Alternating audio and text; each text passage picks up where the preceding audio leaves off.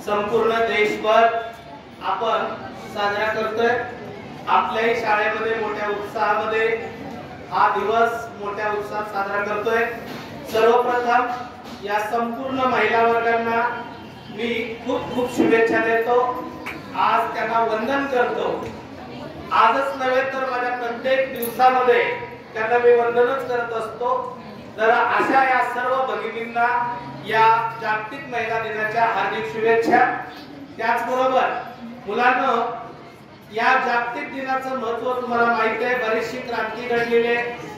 त्या क्रांती मागे खरी म्हणजे ज्यावेळेस पृथ्वी निर्माण झाली त्यावेळेस पृथ्वीची उत्पत्ती होत असताना पहिल्यांदा स्त्री शक्ती जन्माला आली आणि म्हणूनच ही सगळी उत्पत्ती निर्माण झालेली आहे।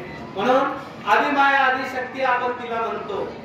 खरोखर मुलांनो, स्त्री नसती तर आपण जन्माला आलो नसतो आणि म्हणून या स्त्रीचं महत्त्व खूप आहे। स्त्री ही दागिना आहे, अलंकार आहे, भूषण आहे। त्याचबरोबर स्त्री ही घराची करती आहे।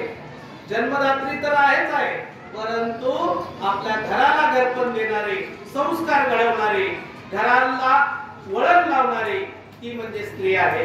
या स्त्रीचा कुणी जर विचारलं मला तर मी निश्चित उत्तर देईन। माझ्या आईकडे मी पाहून मी नेहमी म्हणतो की माझी आई अनपढ होती, अडाणी होती, तिला लिहिता वाचता येत नव्हतं, तरी सुद्धा तिनं जी आम्ही तिघं भावंड जी घडवली ती एका जिद्दीमुळे, एका केवळ स्त्रीच्या मनात आलं ना माझी मुलं शिकली पाहिजे, शिकवण्यासाठी तिने इतकी धडपड केली की आम्हाला उठवायची नाही, परंतु रात्रंदिवस ती काम करायची आणि आम्हाला चांगलं शिक्षण कसं मिळेल ही पाहिजे। कारण माझे चुलते शिक्षक होते, म्हणून माझीही मुलं शिक्षक बनली पाहिजेत अशी तिची जिद्द होती आणि ती जिद्द तिने पूर्णच केली।